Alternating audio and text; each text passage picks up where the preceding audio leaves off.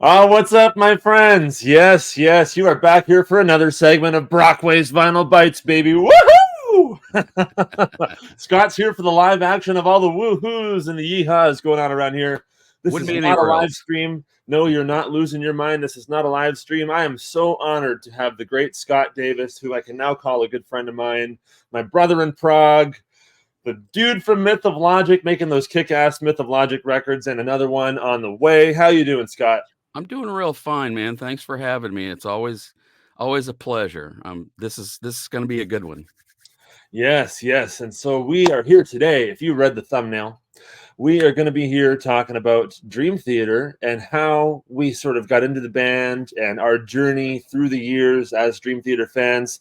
I'm sort of newer in the last 4 or 5 years or so, as where Scott has been a day one. So Yep. we're going to let Scott tell us where he started off with Dream Theater. And one question: are you looking forward to the new album? Of course. Yeah, Yeah. I'm definitely looking forward to the new album. I've enjoyed most everything that they've done. Um, and even the album that kind of doesn't do it for me, the Astonishing. I mean, it's not because it's a lousy record. It just I don't know. It just kind of didn't fit in there with Yeah. at the time. But I went to the show. Then, well, we'll talk about that later. But anyway, yeah, I am looking forward to the new record. Me Hopefully, too. clearly the guys, all still have their chops. James still sings beautifully in the studio. So I don't see why it wouldn't be. I mean, they know what the stakes are.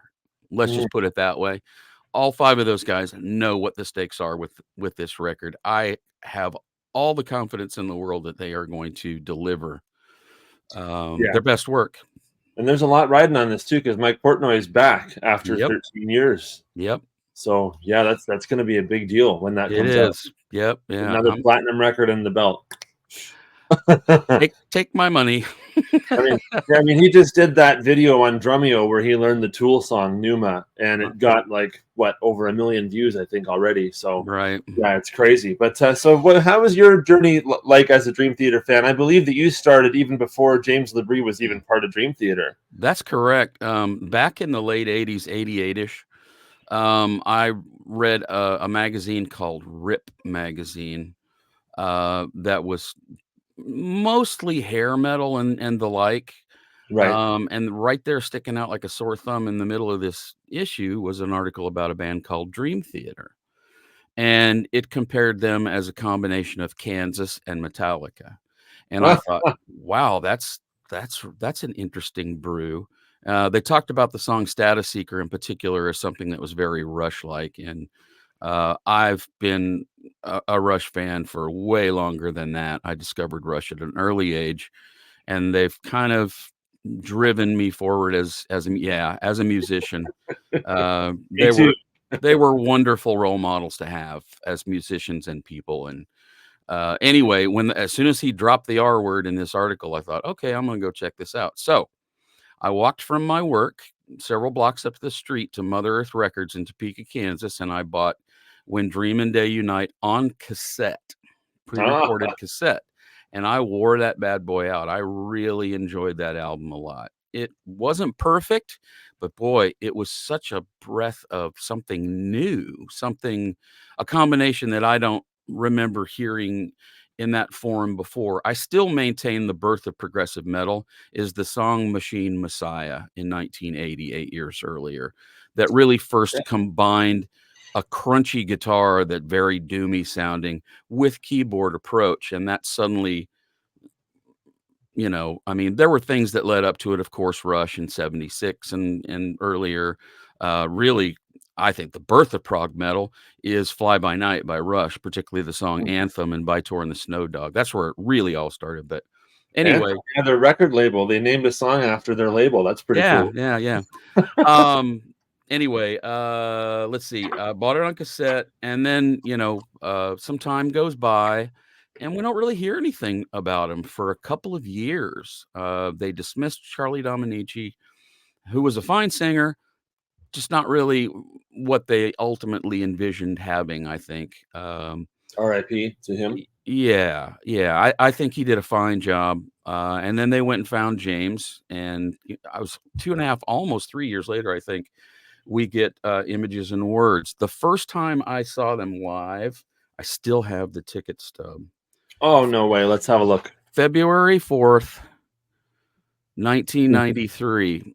Oh my God. That's It was in amazing. Overland Park, Kansas. It was a huge club, a bar basically, called the Backstage.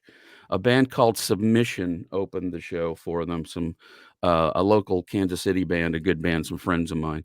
I actually wrote an article on that show for a small newspaper in Kansas City that was called Feh, F-E-H, Feh. Fair. Okay. I wrote a review of that show, Fair, right. and yeah, for that paper, and so that's how I got in. It was a comp ticket basically. I didn't have to pay to get in. But I covered the band a bit. Actually, enjoyed a small adult beverage with Mr. Portnoy at the bar. Nobody knew who he was. The Pull Me Under video had just kind of come out and really sort of given him a foothold. They weren't big yet. There are many things about that show that I recall. I was primarily a bass player and keyboard player, and still am to this day. It's And a good one, I have to say, a very good one. Thank you. John Mayung used the 6-string bass to its logical conclusion. A lot of guys in those days had 5 strings and 6 strings, but weren't really utilizing their full capabilities. John was utilizing their full capabilities, even though their album they were out promoting was recorded with a 4-string Spectre. He was using that bad boy, and that impressed me a lot. I loved Kevin Moore. His presence on stage was he almost had this psychotic look about him. He had a habit of, when he was playing a lead, he would lift up on the keyboard with his left hand as he was working the pitch bender. It was a Korg that had one of those pitch bend things with a big stick on it was more of a joystick. And I loved Kevin Moore. I think that really the first hurdle that band ever had to get across was not losing Charlie, but losing Kevin, because Kevin was such a fine player and a great lyricist. He wrote their best lyrics up to that point, I feel. 6 O'Clock, Space Divest. A lot of their lyrical content was Kevin. It was very clever and very well crafted. I really appreciated that about him. I've got the set list here. That first show, they used the Simpsons theme for an intro tape. Metropolis Part 1, Fortune and Lies, Under a Glass Moon, Surrounded, Yitzy Jam with drum solo, Another Day, Pull Me Under, Take the Time, and the encore was Wait for Sleep and Learning to Live, with the Twin Peaks theme playing as they left the stage. Wow, cool. Yeah. Well, shortly after all of that happened, I didn't have an address anymore. I left and went on the road for a long time, almost 10 solid years. And so my concert going really kind of went away, because I was playing, 6 nights a week all across the country, living in hotels. I didn't have a fixed address for like 10 years. So you never got to see them when Kevin Moore would leave in 96, 97 and Derek Sherinian comes in. I'm coming to that. I actually was able to catch them during my road days. The guitar player in the band, I had gotten fired from the band I was in right before my birthday. And the guitar player in the band, Chris, who was Chris Cornish, very fine young guitar player. He's still an absolutely monstrous guitar player. He and I drove to Denver from Western Nebraska, and we saw them at the Mammoth Events Center on Jim Mattheo's birthday. Fate's Warning was opening, and Jim's birthday was that night. So it was a little bit crazy. The gig had some hitches to it. I've got that ticket stub. No, I don't have that ticket stub. I'm sorry, I don't. That's lost to time, or it's in a box somewhere. Anyway, like I said, Mammoth Event Center in Denver. Fate's Warning opened the show. That was November the 22nd, 1994. That's Waking Up the World. And we didn't have the internet in those days. I didn't really have access to the proper magazines on the road. I was always able to find Bass Player, and I like to keep up with what Mike was doing. He would do interviews in, Modern Drummer and other drum magazines. Yeah. That's an article I was reading that turned me on to Spock's Beard. He mentioned Spock's Beard in one of those interviews. And that here comes Nick D, right? That sent me off on that path. Anyway, it was a great show. It was a fantastic show. But there, like I said, there was no internet in those days. We walk in the door and they come out and I go, who is that on keyboards? That's not Kevin Moore. To my knowledge, maybe there was an announcement that Kevin had left, but if there was, I didn't hear it. The first I knew was when they walked out on stage and there's Derek Sherinian playing like Derek Sherinian, of course. I mean, he was awesome. Wonderful commanding stage presence, fantastic player. Apparently they had tried to get Jordan Rudess in the band at that point, but he opted to go and play with the Dixie Dregs, which allowed him a little bit more leeway in his schedule at that time. So he made that choice. But Derek was a fine player. Set list was the Wake Up intro tape. Pull Me Under opened the show, 6 o'clock. Take the Time with an extended keyboard solo. Caught in a Web with a drum solo. Lifting Shadows, Awake Jam, and keyboard solo because John Myung's bass rig went down for almost 20 minutes. And they had to shuck and jive for a little while. And they jammed, and Derek played. As soon as John's rig went down, I have a very distinct memory, and apparently there are live recordings of the show to back this up. As soon as his rig went down, Derek started playing left-hand bass parts, and he knew them. I don't remember which song it was, but anyway, they spent like 20 minutes getting that. Crack in the Mirror, Lie, Another Day. Then they played all of A Mind Beside Itself, which is Erotomania, Voices, and The Silent Man. And that was the end of the show. And then they came out and played Metropolis Part 1 for the encore. Like I said, this was Jim Mattheos' birthday. Mike brought a birthday cake out during Fate's Warning set, which he threw into the audience. During Dream Theater set, John Myung's rig went down for about 3 songs. John was not even on the stage. James also had mic trouble that night.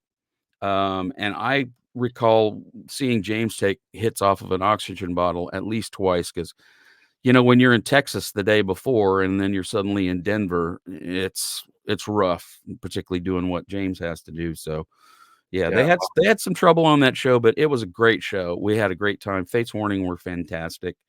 So that was 94. And like I said, I was on the road full time. So I missed quite a bit. I didn't miss the records. I didn't miss any of the records. I have a memory of having a band leader. We were in Austin, Minnesota, and I had him schlep me over to a record store there locally to pick up Change of Seasons, which is that EP they did with Change of Seasons and then the live things. I remember that specifically, and then proceeding to wear it out. I didn't see them again until 2000 on the Metropolis 2000 tour. Here's the stub from that one. Oh my God, dude, that's one of my favorite albums of all time. And it was a great show. It was an absolutely stellar show. I would have been 2 years old. Yeah. Let's see.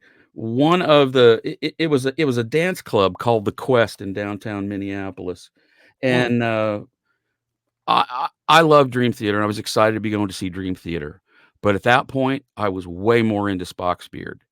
I was on the message boards, and I was just totally into Spock's Beard, and they were on tour with them, and they were opening the show. We get to the show, and there are signs up everywhere saying that Spock's Beard isn't playing because there's a curfew that night. So Dream Theater is going on way early. They went on at like, I don't know, 5:30 or 6 or something, because the place changed into a dance club at 10 o'clock or 9 o'clock or whatever. I was just furious. But it did not spoil my enjoyment of the show. No, because then you got a new transatlantic record too, right? The same year. Yeah, and it's funny because I was a member, like I said, of the Spock's Beard email message group where you'd get an email dump once a day, and one of our main discussions was pressing Neil for information about this project we'd heard he was working on called Transatlantic, and the name Simpty, as I recall, was suggested on that message board during all our discussions of the 50 of us that were on there. That was first advanced, combining the last names with the addition of the lowercase e. Anyway, what does the lowercase e stand for? I never got that. Well, Simpty is it's an interface. that's used in recording and movie production to keep everything synchronized. I forget what it's actually supposed to be, standard something or other. Oh, So it's an interface, and somebody put together, now it's SMPTE. The one letter that was missing was the E on the end. oh, so that's why they did it then. Stolt, Okay, Portnoy, Morse, Troeus, SMPTE. So that's where that came from. So they decided apparently to name the album that, not the band, but the album.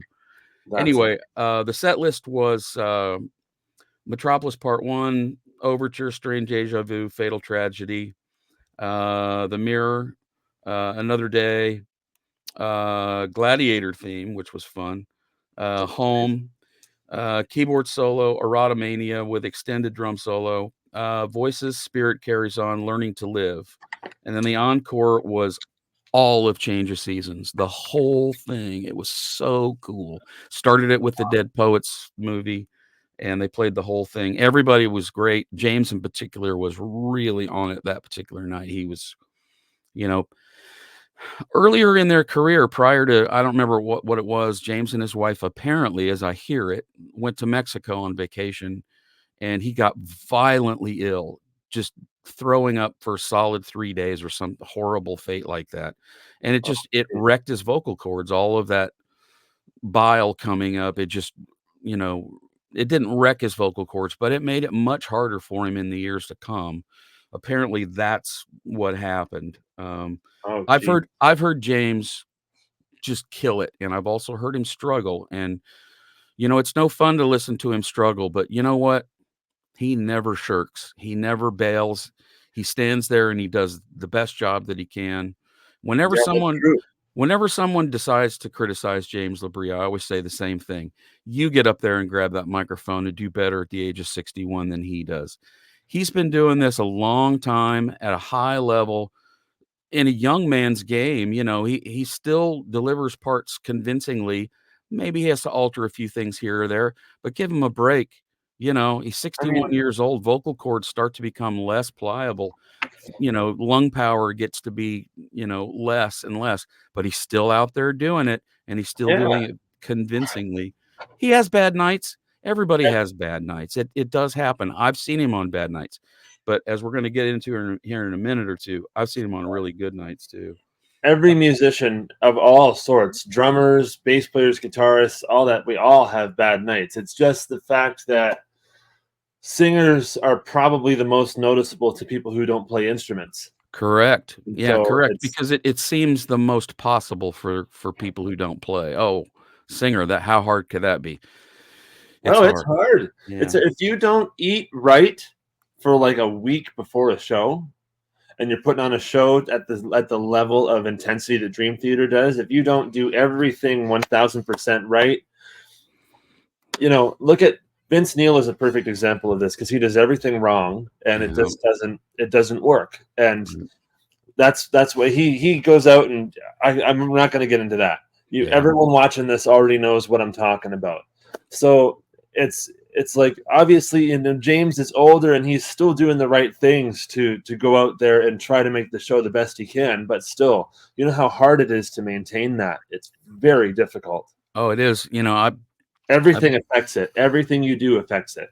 I've been a singer for most of my career, and I know my voice, I know my body. For instance, right now, while doing guitars, as I'm going through all these songs on the next album, I'm finishing off the guitars, then I'm going back and putting final vocal on once Mm. that's finished. I have a fondness for whiskey, particularly my Jack Daniels. I do. I do. It's not something I have every day, but when I know I have to sing, I it's not like I can't do it if I've had some whiskey, but it's just better if I don't, and I've got a plan for it.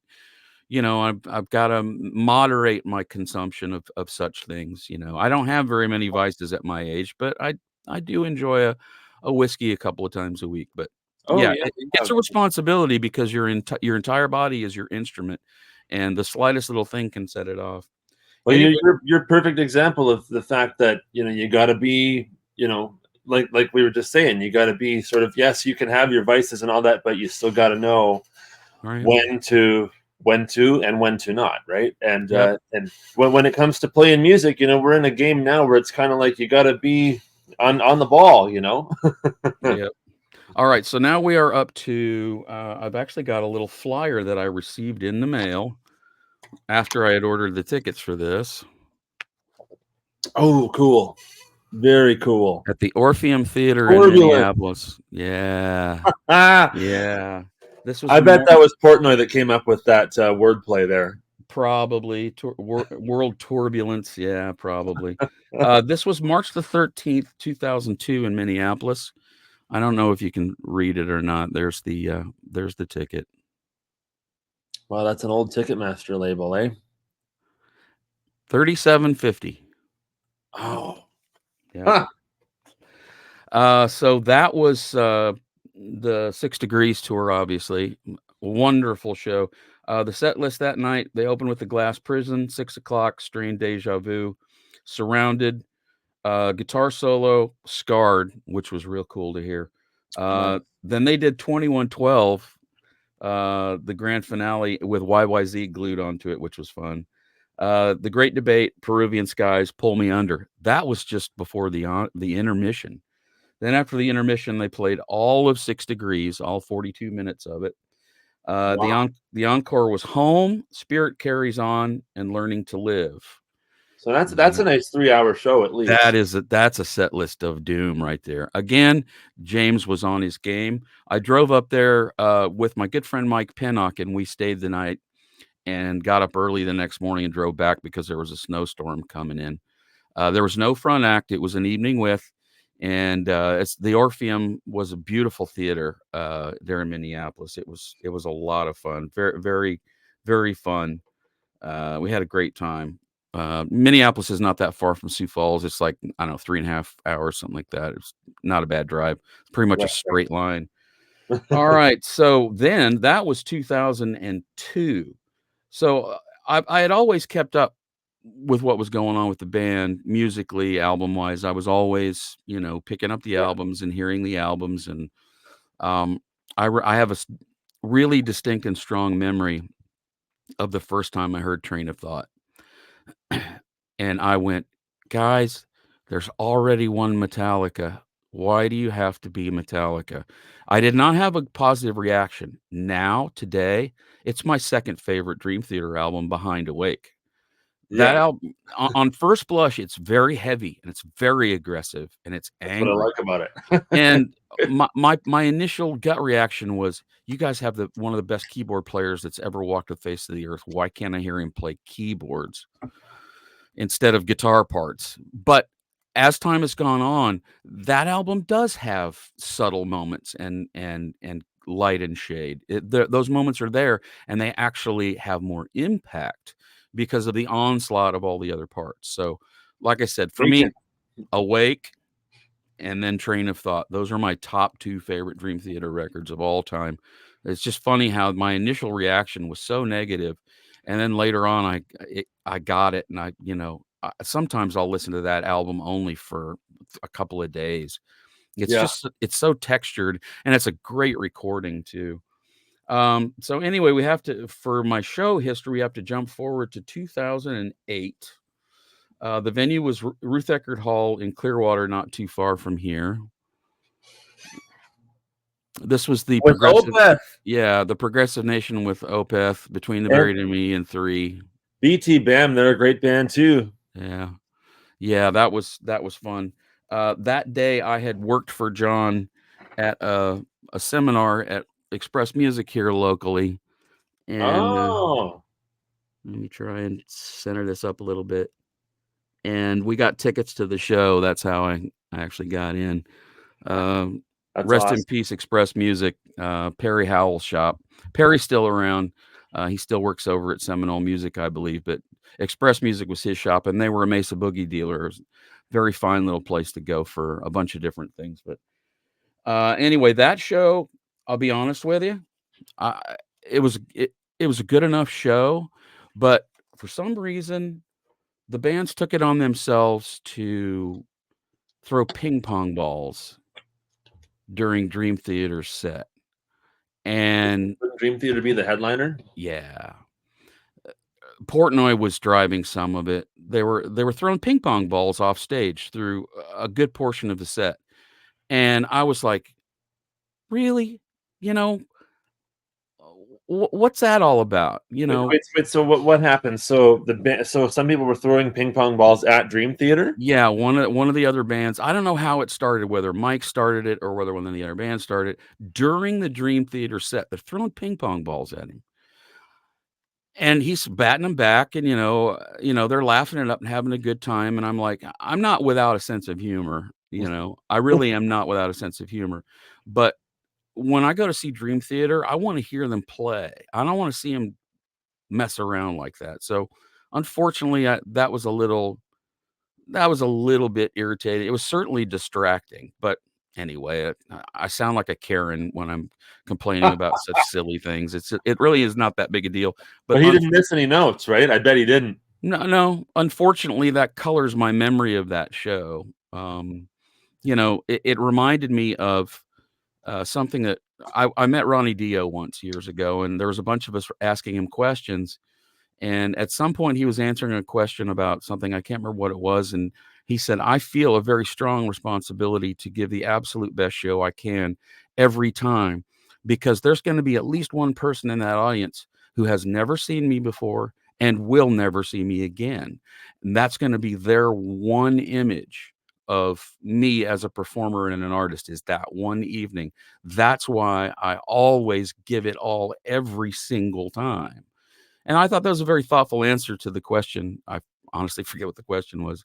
You know, eh, That's somebody that was the only time they've ever seen Dream Theater or ever will see them, and they were having a ping pong ball fight. Yeah. Anyway, it did I it didn't it didn't wreck the show, and it didn't go on, for, as I recall, a long time, but it was just like, "Oh, yeah, okay, whatever." wanna Anyway, they had the Ant Odyssey intro, which is also Sprach Zarathustra, the 2001 thing. Is it in the presence of enemies? Part one. Beyond this life, surrounded, dark eternal night, forsaken, and take the time in an abridged version. Obviously, they had to play a short set because there was three other bands on the bill. The encore was a medley of Trial of Tears, Finally Free, Learning to Live, In the Name of God, and Octavarium.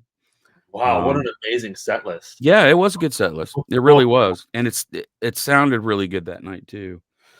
Um, Now again, we're gonna fast forward a bit. Many things happened in that interim. I saw him at least twice with Mangini. It might have been three times that I don't have all the ticket stubs for. Um, I love Mike. I've always loved Mike's playing. I loved him when he played for Extreme, the stuff he did with James on his solo records. Fantastic drummer, absolutely fantastic.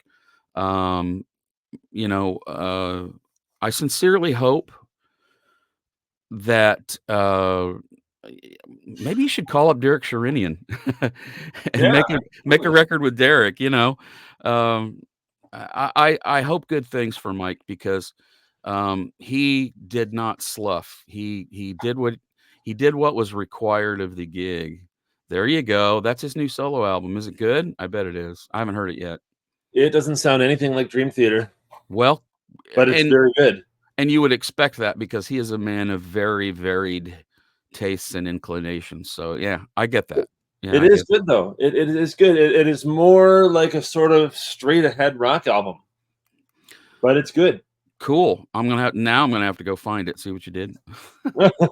That's the power of suggestion, my friend. That's what we're all about here on Brockways Vinyl Mics. Absolutely, And let's have a look at absolutely. the record. Let's have a look at just to while we're on this. No, no, no. Yeah, go ahead. This is the sleeve. Now Mike wrote all the lyrics and all the music to this record. He wrote everything, every single thing. And the record is black vinyl, but that's cool. Great artwork on the sticker anyway. It is vinyl. Yeah. Yeah. I saw them live with Mike Mangini only once. And that was my first time seeing DT. Wow. Okay. So you've not seen them play with Portnoy? No. No, Oh I'm boy. I'm new. I guess I'll jump in here for a minute now. I'm new. I've got into prog when I was probably 14, 15 years old. They had just put out the self-titled 2013 record, the one with Illumination Theory and all that on it. And I listened to it, when I was much younger, and I listened to it, and I was like, yeah, it's good. It's pretty good. But then I just didn't really return to Dream Theater for many years after, and I started hearing songs like Panic Attack and go, oh, this is decent. This is cool. And then as I got later on into my late teens, early 20s, I heard As I Am and Pull Me Under, and I'm like, oh, man, okay. And I joined this band who I'm not with anymore, but I joined this band at the time about 3-4 years ago. They had just put out A View from the Top of the World, their most recent record to date right now. And they were such Dream Theater heads, these guys, that I went and listened to. I got the new album for Christmas that year, and I went, okay, yeah, this is absolutely amazing. This is just great. And then I went back and listened to Octavarium and Train of Thought, and I'm like, okay, yeah, I'm sold. I'm in.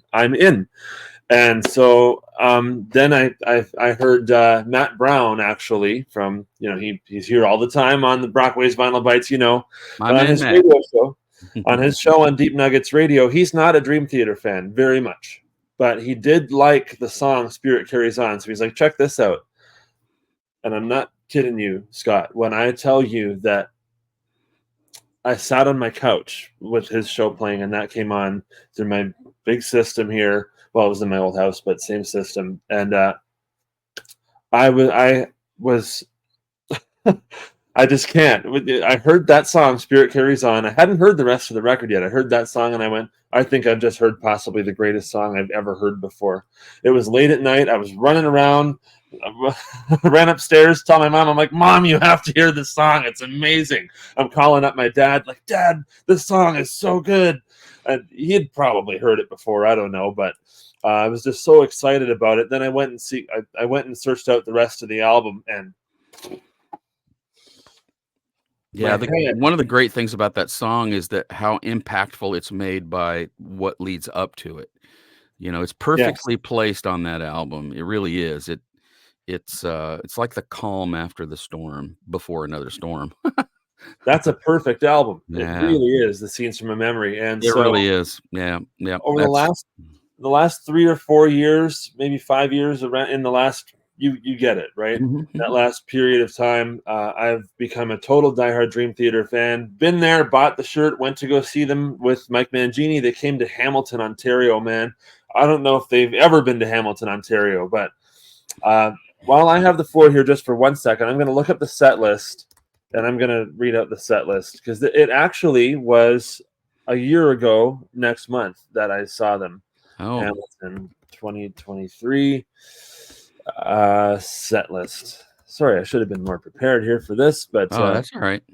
It was July 5th, 2023 at Copps Coliseum in Hamilton, now called the First Ontario Centre, but they played The Alien, Sleeping Giant, and that's it for the new stuff. Then it was all old stuff. It was Caught in a Web, Answering the Call, Solitary Shell, About to Crash, The Reprise, Losing Time, and Grand Finale, Pull Me Under, and The Count of Tuscany, with the encore being The Spirit Carries On. And they had Devin Townsend on the bill and Animals as leaders with them. See, I definitely admire and respect their attitude about bringing other bands that they feel strongly about out and exposing them. But I prefer the evening with stuff. I really do, because then you get a more varied set list. Now, going back to the James thing, maybe that's their way of providing value for people and giving James a little bit shorter set list to have to deal with, because it doesn't get any easier for him. The next thing I was going to talk, I'm sorry, I interrupted you. No, the only thing I'd say from here is now that they're going on this 40th anniversary tour, they're starting in Europe, they're going to come through the States, and eventually they're going to come to Canada. I think that'll be another evening with scenario, but I guess we can come back to that in a little while. Yeah, I don't think they've announced any dates yet, so who knows? So that brings us to... In Europe, they did. That brings us to the Astonishing. Yes. Sorry, I didn't mean to take over. Sorry, man. Sorry. No, not at all. It's much better if you break it up. I think it's more like a conversation. It's way better. I don't want to sit and listen to myself talk too long. That's why I tend to brush things over too much. We saw the Astonishing live Thursday, December 1st, 2016, Amazing. again at Ruth Eckerd Hall here in it's in Clearwater. It's not far from where we are. Astonishing is not a bad record. It's too big, Mm. and I really feel like they were. I don't know what the impetus was at the time when I really didn't like it. I've come to appreciate it more over time, but when it was fresh, I was for some reason I in a fit of just disgust. I said, if Portnoy was in the band, there's no way this album happens. There's just no way. I don't think he would have been able to stand for it. But it was clear that um, all the guys just worked exceedingly hard on making it as good as it could possibly be. And that's what I've picked up on in revisiting it a number of times, is that level of, I'm going to use my word again, that level of care when crafting a record is something that Dream Theater has always done, which is why I have confidence their next album is going to be something spectacular, because they have a standard that they hold themselves to. And The Astonishing lives up to that standard. Is it a good Dream Theater record? No, it's probably my least favorite Dream Theater album out of all of them. But taken in the grand scheme of things, it's not a bad album. If you're able to listen to it as on its own merits as an album, and not necessarily as a Dream Theater album, although it has many Dream Theater qualities, obviously. The Yeah. show has a couple of things I would like to mention. Sure. Basically, Sure. um, they played all of The Astonishing. And that tour was 94 dates. And all but the last 16, that's all they played was The Astonishing. And that's it. Wow. Nothing else. That's throwing it back to the days of the Lamb, right? Yes, the last 16 shows, apparently they'd been getting some pushback about that. So we saw one of the last 16 shows here at Ruth Eckerd Hall in Clearwater. First off, the show, it's one of the best nights I've ever seen James have. He has to cover so much ground, so many characters, so many different textures and ranges, and he killed it. I would love to hear a recording of that night, because I think he sang better than he did on the album. It They was probably very recorded it. it was very impressive. Very, very impressive. Was he lip syncing? Absolutely not. Believe me, my friend, I can tell when someone is lip syncing to a track. He was not Okay. lip syncing. He was hitting everything.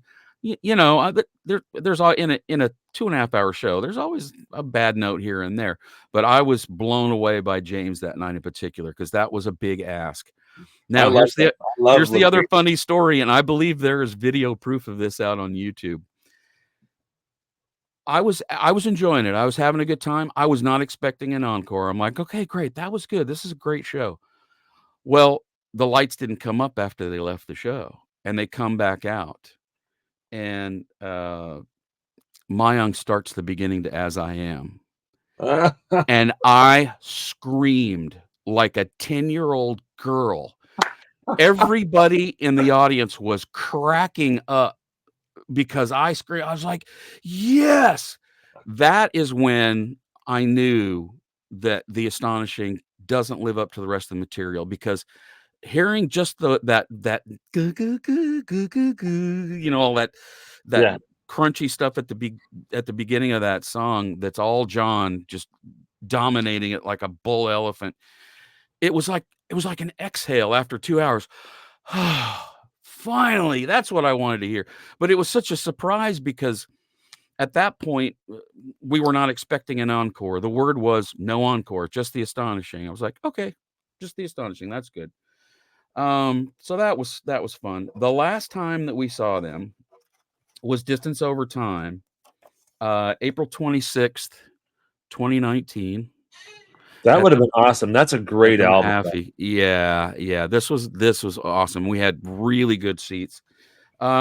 James was struggling a bit that night. Mm. Um, and by struggling a bit means he was about 80%.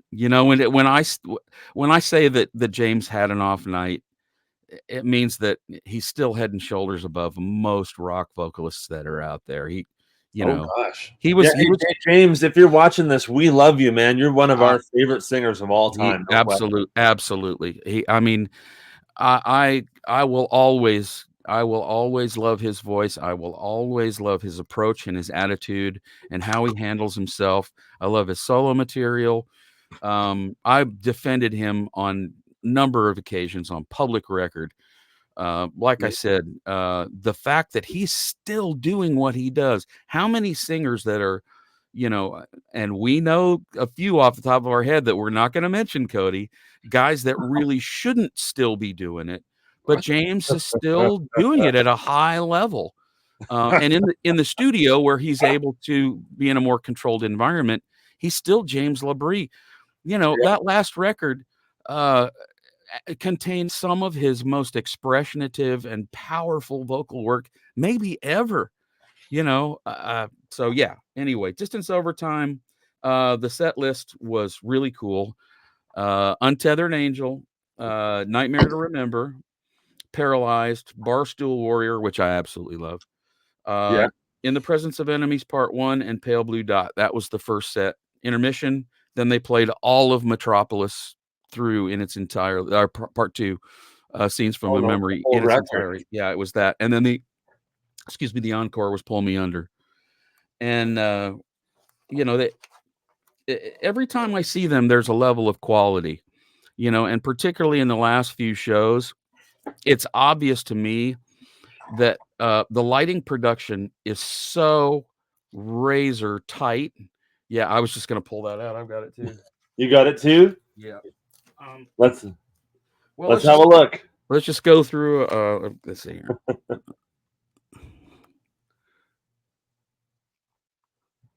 What is Pretty this cool. book? Yeah. Oh, this one's Sorry, I'm pulling them out as you're mentioning them. this one is not that one. Sorry. This one's Distant Memories, which is the live album. Yeah, that's what this one is too. But this is the vinyl edition of it here. Yeah, Distant Memories live in London. Yep. Yeah. Yep. Very good. I got some other stuff that's really fun that I pulled a few things that I really enjoy. The Train of Thought instrumental stuff. Ah, nice.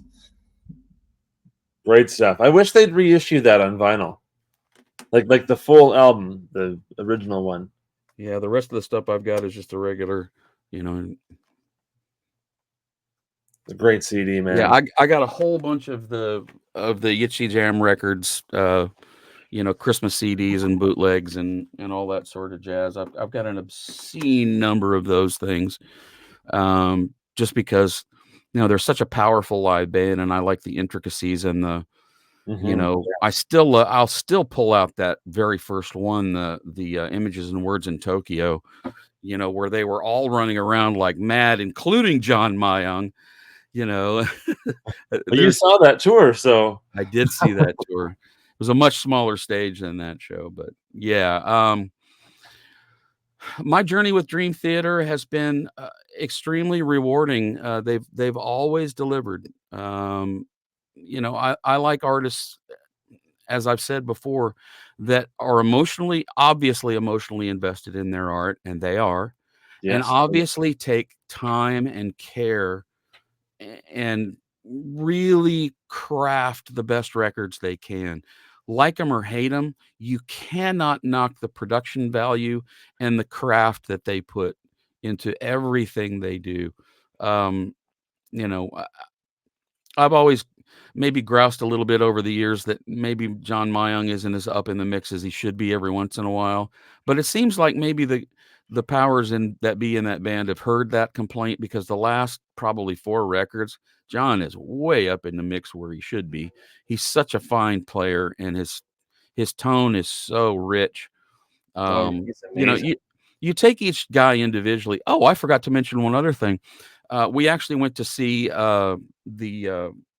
it was either last year or the year before. We went to a very small theater 8 miles from my house, the Capitol Theater in downtown Clearwater, and we saw Petrucci's solo tour with Dave LaRue and Portnoy playing drums, and Mean Streak the Wives band opened the show, and they were no joke either. They were really good. Awesome. That would be part of my dream theater journey. Is all that side stuff that I have or haven't seen. I've seen Spock's Beard. Of course, Mike was never directly involved with that band. I never got to see Transatlantic. The rest of their peripheral acts are things that I've not been able to catch. Like Uh, D3 and all that stuff. no, I've seen Satriani. Um, gonna see Steve Vai for the first time later this fall with the Beat Project thing. Me too. Yeah, third row, baby. I am so pumped for that. That's some of my very favorite music ever. Second row for me. Yeah, it's this. Yeah, Wow. yeah, I love that 80s King Crimson stuff. I wanted to show this. I forgot to show this. Yeah, baby. I caught this at the concert when I saw Dream Theater in Hamilton last year. Mm-hmm. And this ricocheted off me and hit the floor. And I I got huge feet, man. I got size 14s. So I put my foot on it. We were on the floor, just like in the mosh pit, but there was seating, right? Right. We were like 2 rows back. Okay, we were very close, and I put my foot down, and people were up behind me, literally digging at the side of my feet. I'm looking at them like, you ain't gonna get this. And that's just not happening. And so immediately I came home after the show and got this pick holder, and I'm like, it hasn't left since. That is cool. I have a whole binder. I use these little holders that are intended for silver dollars. They're square, but they have a round window in them, and you can staple them shut. And then you can buy these plastic sheets to hold them in. I have a binder absolutely stuffed to the gills with guitar picks, and I've got a number of Petrucci guitar picks, including Amazing. some of the promo picks that he's used that are regular size picks. He doesn't ever play with them, but he would use them to give out at clinics and throw to people after shows and whatnot. But that you've got, that's one of the picks he plays those.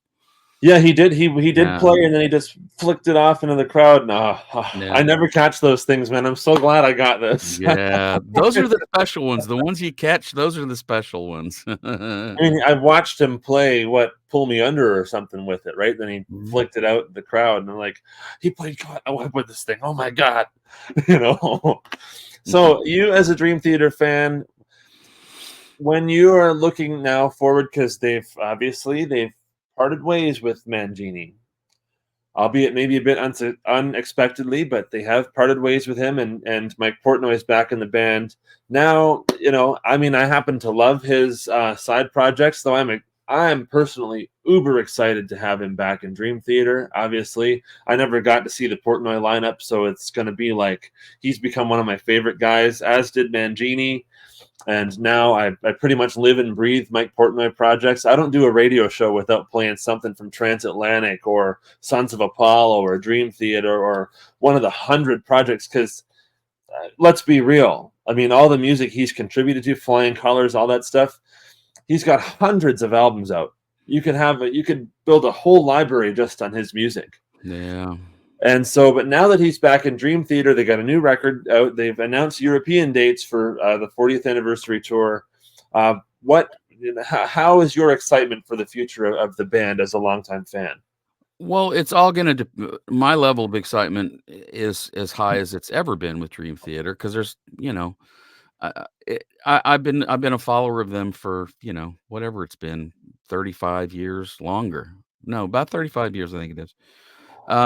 So I'm not any more or less excited than I was previously.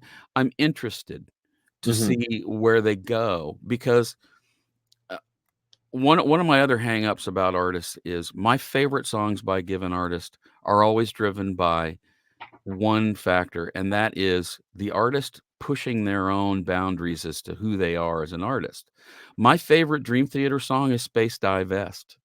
And the reason it's my favorite song is because it is completely different than anything they've ever done. And I love it when an artist of that caliber and that ability decides to step out outside their sandbox and say, you know what, I'm going to try that and see how it works. And it almost feels like they're letting us see another side of them that maybe they weren't that comfortable with. But I love it. My favorite Rush song is Tyshawn for that same reason. Even though I understand the band really never liked it very much, and a lot of fans don't like it, but I love it because it's so evocative. And again, it's so completely different than anything they've done. So I'm kind of curious to see where they go. Are they just going to stick are they going to stay in their lane, or are they going to take an exit? You know what I'm saying? It might be an exit stage left, right? There you go. I'm very interested. I have no doubt that they will deliver a quality product and people will not feel cheated by laying down their money for it. And I would encourage everyone watching this to actually pay for it. If you like it, go and buy it. Yeah. Spotify is a way to audition something and see if you like it. If you love these artists, even artists of the level of Dream Theater and higher, if you love their art, pay them for it. Go and buy it. It really is the right thing to do. If you don't like it, if you hear it on Spotify and you don't like it, then don't buy it. But anyway, off I the mean, soapbox. even if you bought the CD, you could donate it to a CD store Of if you course. don't like it. You know what I mean? Yeah. Because then it will go to someone who loves it, and that's yes. Oh man, and especially for someone like you who has music out there, who just distributes CDs and stuff. In Mythologic, great project. I've plugged it many times here on the channel, and we're You going to have, and continue I to do appreciate so. it. I very much appreciate it, Cody. I really do. Of course, man. Hey, you're my friend, so that's what and I like your music. So you have great ideas, and that's and so about Myth of Logic and all these bands, even whether it's an old band like an old musician like David Gilmour making a new record, or Paul McCartney, who at the time of recording this has a birthday today. Of course, we won't be uploading Yeah. on his birthday, but happy birthday, Paul. Happy birthday, Paul. I just posted an unboxing video of the one hand clapping sessions here on YouTube, so go check it out. I want to But get that. Yeah. it's amazing. It's amazing. Yeah, I want to get it. Very good. But the point is, no matter who it is, whether it's a band that's made millions of dollars or a band that's new and up and coming that you want to check out, buy the damn CD. Bandcamp is your friend. It's Honestly. it's it's getting tougher and tougher with the dominance of streamers that don't really pay their artists much. And now you've got AI where anyone who has an app on their phone can sit down in 30 seconds and it'll spit out a song for them. You Yeah, know, okay, I'm obviously gonna comment on that from my own experience, my own life experience. That's gonna sculpt how I feel about that. of Of course. course it is. But it's it just seems disingenuous to me, it seems like it's kind of a slap in the face of the people who are trying to. I mean, I'm not trying to make a living out of Mythologic yet. I would hope to be at some point someday. Mhm. But Well, you're there on the way, man. Pete Pardo covers you, man. That's good. Good old Pete. Yeah, that was so nice of him to do, and if you're watching Pete, I sincerely appreciated that. I got a serious bump, little extra attention on all my platforms, and my Bandcamp numbers bumped up, and so that was very nice of him to do because he's a busy guy. I mean, it Oh seems yeah, like he's doing another show every day. he is. So, yeah, I appreciated that very much, but I just feel very strongly that if you do not support artists, this is not anything revelatory. People know this. If you don't support it, it will go away. And we've already seen it. In our world, in so many other places. If you don't support the mom and pop record stores and the mom and pop music stores, the little ones, they will go away. And now, the Yeah. big stores are going away. Your Second Chance Records. Sam Ash is no more for the most part. It's no more. And who ever thought that would happen? Certainly not me. Mm, But support your local music stores. That means instruments and music and whatever. We go to our local music store here, Bananas Music over towards downtown. We love that place. It's yeah, awesome. You can find so much stuff there, and you're supporting a local business. Anyway, yeah. so I'm excited for the new Dream Theater. I am. That Well, no, you got me on a topic there, and I'm thinking, I own a record store here in my hometown of Push it. Caledonia, Ontario. Yeah, Second Chance Records, 20 Argyle Street North, Canada. If you're in the GTA, come check it out, man. We thrive on, we sell instruments, we sell used vinyl, we sell brand new vinyl CDs, all that stuff. And so if you want to get any of the music that we're talking about, you know where to go. Absolutely right. And I want to say a big thank you to Mr. Scott Davis for coming and joining us today on Brockway's Vinyl Bites. Much love to you, brother. Man, Oh thank yeah, you. thanks. Thank you. This was fun. It's a subject near and dear to my heart. Been a fan for a long time. I've actually bought tickets to Dream Theater shows and not been able to use them. I've Oh, had that's heartbreaking. Yeah. Oh, Oh, man, yeah. that's There was heartbreaking. twice I bought tickets and had to give them away to a friend because I couldn't go for whatever reason. So Yeah, yeah, yeah. Well, that's painful. well, here it is. The past, present, and future of Dream Theater right here on Brockway's Vinyl Bites. You saw it here first. All right, Scott, keep on rocking, man. All the best with the mythologic stuff, and we'll have you back soon. You're never too far away, so that's Thanks great. for having me. Thanks, Cody. Much love, my friend. Peace out. And don't forget, you loyal viewers, don't forget the most important thing that you can do here. Scott, do you know what it is? Like and subscribe. Like and subscribe, but also rock on.